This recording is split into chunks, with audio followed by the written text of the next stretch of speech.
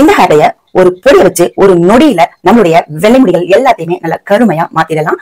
Serial actor ஒருத்தங்க அவங்களுடைய பதிவுல இத போட்டிருந்தாங்க. நான் ட்ரை பண்ணி பார்த்தேன். எனக்கு ரொம்பவே சாட்டிஸ்பேக்ஷனா இருந்துச்சு. சோ வீடியோவா அப்லோட் பண்ணிருக்கேன்.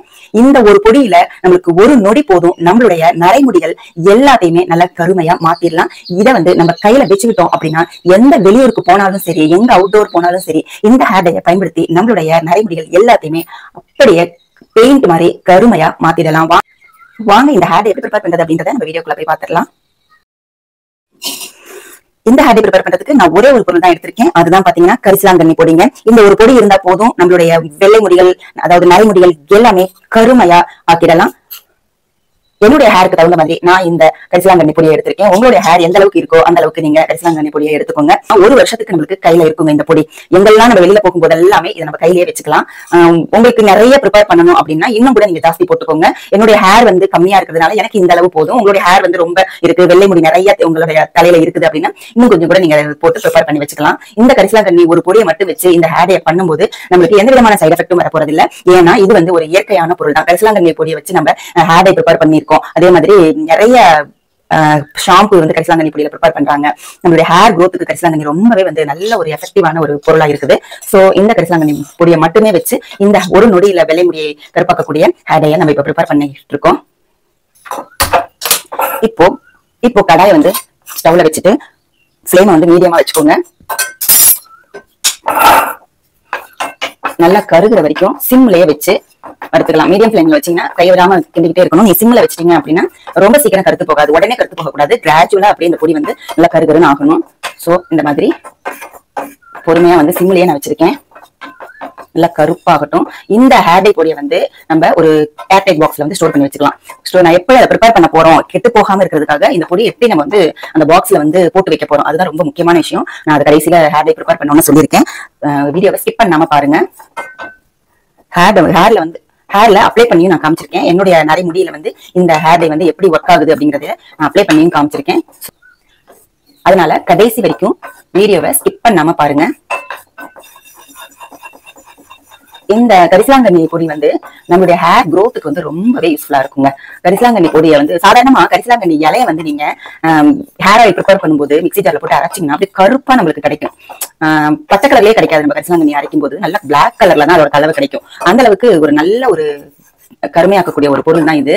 இந்த கரிசலாங்கண்ணி பொடியில செய்யற இந்த ஹேர் டை நம்மளுடைய ஹேரை நல்ல கருமையா வச்சிருக்குங்க.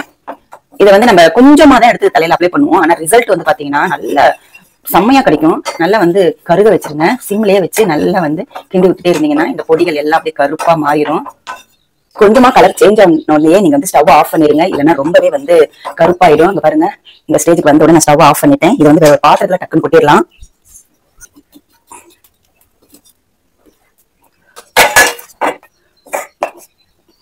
பாருங்க, வச்சிருங்க. ரொம்ப நேரம் வச்சிருந்தீங்கன்னா இந்த மாதிரி ரொம்ப நேரம் அந்த கடையிலே வச்சிருந்தீங்கன்னா இப்படிதான் ஆயிடும். இது மாதிரி எல்லாமே ஆயிடுச்சுன்னா ஃபுல்லா அப்படியே வெள்ளை பூத்த மாதிரி ஆயிடும். எப்படி நெருப்பு அதுக்கு பாருங்க. அதனால ரொம்ப நேரம் கடையில வச்சிருக்க கூடாது. டக்குன்னு ஒரு தட்டு எடுத்து மாத்திடணும். நான் தட்டு எடுக்கிறதுக்குள்ளாரே இந்த மாதிரி நெருப்பு ஆயிடுச்சு. இந்த மாதிரி ஆகக்கூடாது. பாருங்க, நல்லா ஆறிடுச்சு. இதை நம்ம ஒரு மிக்ஸி ஜார்ல போட்டுக்கலாம். இன்னும் கொஞ்சம் நல்ல பவுடரா இருக்கணும். ஏன்னா நம்ம இப்ப கட்டி கட்டியா ஆயிடுச்சு பாருங்க. நம்ம வறுத்து ஆற வைக்கும் போது பொடியை வறுத்து ஆற வைக்கும் போது கட்டி கட்டியா ஆயிடுச்சு. சோ இது நல்லா நைஸா கிடைக்கிறதுக்காக மிக்ஸி ஜார்ல நல்லா ஒரு சுத்திக்கலாம். பாருங்க, நல்லா நைஸா மறுபடியும் அரைச்சு எடுத்துட்டோம் பொடியை. இப்போ மறுபடியும் அந்த தட்டிலே கொட்டிடுங்க.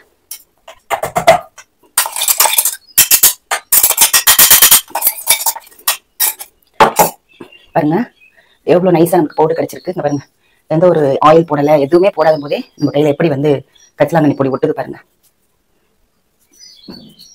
நல்லா ஒட்டுது பாருங்க.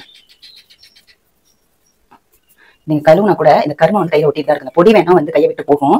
ஆனா அந்த கருமை அப்படியே ஹேர்ல ஒட்டிட்டு இருக்கும். கை கழுவுறேன் பாருங்க, போகுதா? அந்த பொடிகள்லாம் கீழே விழுந்துருச்சு. ஆனா அங்க கருமை போகல பாருங்க. அந்த அளவுக்கு நல்ல ஒரு ரிசல்ட் இந்த கரிசலாங்கண்ணி பொடி கொடுக்கும். ஒரே ஒரு பொடி தான். ஆனா ஒரு நொடியில நம்மளுடைய முடிகள் எல்லாமே நல்லா கருமையா மாறிடுங்க. பாருங்க எவ்வளவு தேய்க்கிறேன் பாருங்க. அப்படியே நம்மளுடைய கையில ஒட்டிட்டு இருக்கு பாருங்க. இப்படிதான் நம்மளுடைய ஹேர்லயும் ஒட்டும். நான் ஹேர்ல எப்படி அப்ளை பண்றது அப்படிங்கறத நான் காமிக்கிறேன் உங்களுக்கு. இப்போ இதை எப்படி ஸ்டோர் பண்ண போறோம் அதை ஃபர்ஸ்ட் பாத்துக்கலாம். ஏன்னா 1 இயருக்கு நம்ம வந்து ஸ்டோர் பண்ணி வைக்கணும் இல்லையா, அதை பதப்படுத்தி எப்படி வைக்கிறது அப்படிங்கிறத இப்ப நான் காமிக்கிறேன். இந்த மாதிரி பிளாஸ்டிக்ல உங்களுக்கு டப்பா கிடைச்சாலும் சரி, இல்ல கண்ணாடியில கிடைச்சாலும் சரி எடுத்துக்கோங்க. எடுத்து கை பாருங்க, இன்னும் அப்படியே தான் இருக்கு. எடுத்துக்கோங்க. இதுல கொஞ்சமா ஒரு 2-3 சொட்டு ஆயில் வந்து சேர்த்துக்கோங்க. சேர்த்துட்டு நல்லா இந்த மாதிரி மிக்ஸ் பண்ணி விட்டுருங்க. இந்த இடத்துல நல்லா எல்லாத்தையும் பரப்பி விட்டுருங்க. இப்போ இந்த ஹேர் டைய ஒரு லேயர் போட்டுருங்க. இந்த மாதிரி நீங்க பதப்படுத்தி வச்சீங்கன்னா 1 வருஷத்துக்கு ஆனாலுமே உங்களுக்கு கெட்டு போகாது. எடுத்து அப்ளை பண்றதுக்கும் உங்களுக்கு ஈஸியா இருக்கும். கையில கீழே எல்லாம் கொட்டாம இருக்கும். இப்போ வந்து மறுபடியும் ஒரு லேயர் வந்து ஆயில் சேர்த்துக்கோங்க. சேர்த்துட்டு இந்த மாதிரி நல்லா வந்து பதப்படுத்திடுங்க. லேயர் தான் ஊற்றணும், கொஞ்சமா தான் ஊற்றணும். ஃபுல்லா ஆயில் ஆக மாதிரி ஊற்றக்கூடாது. மறுபடி ஒரு 1.5 டீஸ்பூன் அளவு இதை போட்டு நல்லா மேலே அழுத்தி விடுங்க.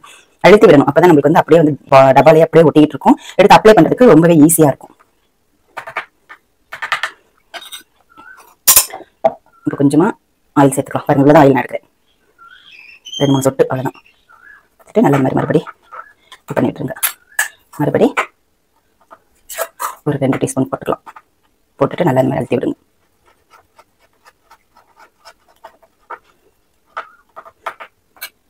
இப்போ மறுபடியும் ஆயில் 2-3 சொட்டு அவ்வளவுதான்.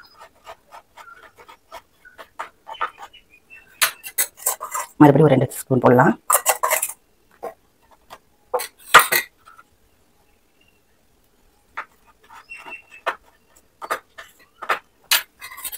பேலன்ஸ் இருக்குது எல்லாத்தையுமே நான் சேர்த்துறேன்.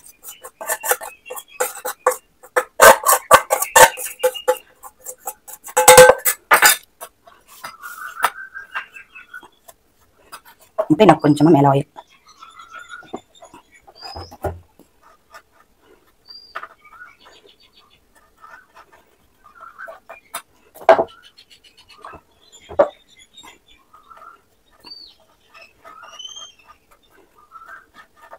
அவ்வளவுதாங்க.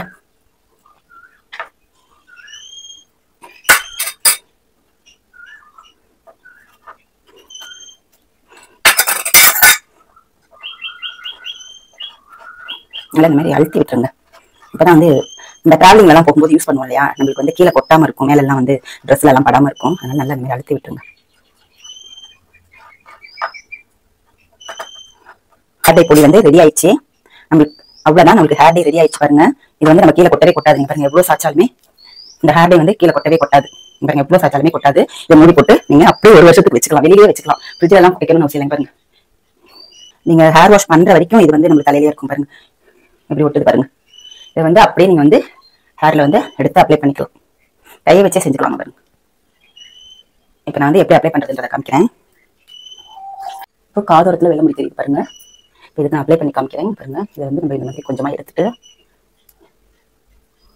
இதை நீங்க வந்து அப்ளை பண்ணிட்டு நல்லா வந்து சீப்பு போட்டு சீவிடலாம். இது வந்து ஸ்கேல்ப்ல எல்லாம் ஒட்டாது. சீவிட்டீங்க அப்படின்னா ஸ்கேல்ப்ல எல்லாம் ஒட்டாது. இந்த வெள்ளை முடியில மட்டும்தான் ஒட்டும். நான் அந்த காதோரத்துல மட்டும் அப்ளை பண்ணி காமிக்கிறேன். உங்களுக்கு எங்கெல்லாம் வெள்ளை முடி இருக்கோ அங்க எல்லாமே நீங்க அப்ளை பண்ணிக்கோங்க. நான் வீடியோக்காக காதோரம் மட்டும் அப்ளை பண்றேன். பாருங்க, வச்சு நல்லா பிசி விட்டுருங்க. கடை நேரத்துல மட்டும் பாருங்க நல்லா வந்து இதாச்சு. அதுக்கப்புறம் ஃபேஸ் வாஷ் பண்ணிக்கோங்க. நீங்க எங்கேயாவது வெளியில போயிட்டு வந்ததுக்கு அப்புறமா நீங்க ஹேர் வாஷ் பண்ணிக்கலாம். அது வரைக்குமே உங்களுடைய நடைமுறைகள் எல்லாமே அப்படியே கருமையா இருக்கும்.